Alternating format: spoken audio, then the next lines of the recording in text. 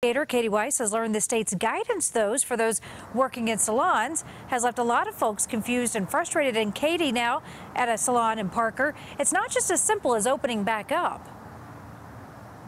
Yeah, Karen, I've been reaching out to the state for the last couple of days about some confusing hair salon policies, which weren't previously allowing more than 10 people at a time in buildings like this one you see here in Parker. Just a few hours ago, I received a new updated guidance from the state's Department of Regulatory Agencies saying as long as stylists are in their own rooms working one-on-one with a client, the no more than 10 people at a time rule does not apply. Kind of a gut punch. Hairstylist Brittany Moore has been in the business for 14 years, but she's never dealt with so many hurdles. I just wanted to, make it known that, there's people really struggling, and it's not just because we were unemployed, because now it's because of the guidelines that have been juggled throughout this. Moore says when the state announced reopening regulations last week that 10 people could be in a salon at a time, she got to work quickly to move into her own room at the Phoenix Salon Suites in Parker.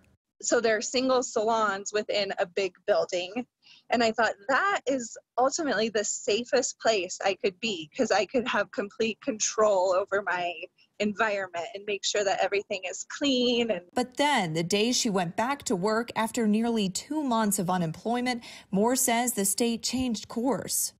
They announced that even in salon suites, only 10 people could be in the building at a time. Which makes it hard for her and other stylists in the building to fit in their normal number of clients. There's 26 suites in this building.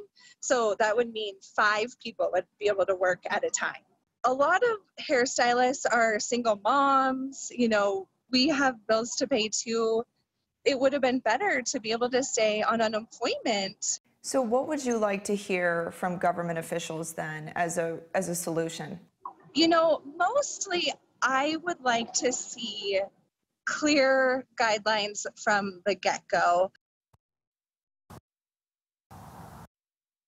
And as I mentioned earlier, we did get some more clearer guidance earlier today. Just a few hours ago, the State Department of Regulation now says stylists in individual suites do not need to worry about how many other people are in their building while they're at work.